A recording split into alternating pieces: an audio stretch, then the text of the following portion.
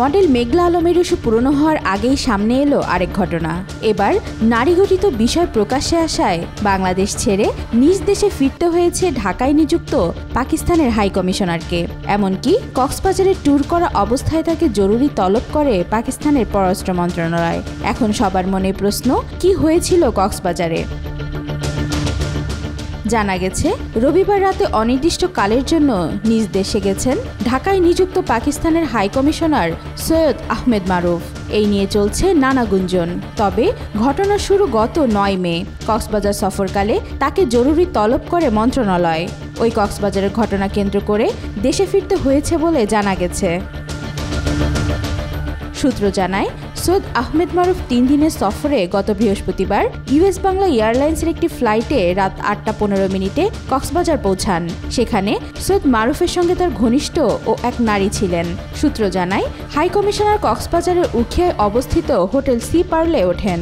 সেখানে সেই নারী সহ সঙ্গে ছিলেন ওই বন্ধুও। গত ৯ মে নিজ গাড়ি করে বন্ধু ও সেই নারী সহ ঘুরে বেড়ান সৈয়দ আহমেদ মারুফ। একই সূত্র বলছে, কক্সবাজারে অবস্থান করা নিয়ে আইনশৃঙ্খলা রক্ষাকারী বাহিনীর প্রশ্নের মুখে পড়েন তারা। তখন তাদের পক্ষ থেকে বলা হয় তারা ভ্রমণের উদ্দেশ্যে কক্সবাজার গিয়েছেন। এখন প্রশ্ন উঠেছে, কে এই নারী? সূত্র বলছে, সেই নারী ঢাকার জিগাতলা একটি ফ্ল্যাটে বসবাস করেন।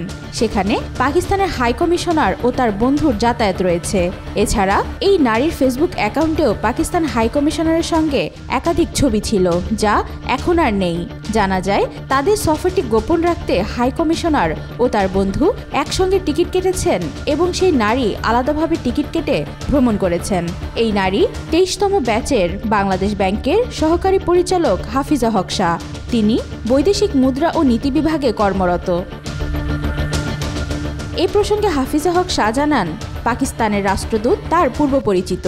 বিভিন্ন সময় তার অনুষ্ঠানেও গিয়েছিলেন। তার বিরুদ্ধে কোথাও কোনো অভিযোগ করেননি বলেও জানান। পাকিস্তানের রাষ্ট্রদূত ছাড়াও অনেক দেশের রাষ্ট্রদূতের সঙ্গে তার যোগাযোগ রয়েছে।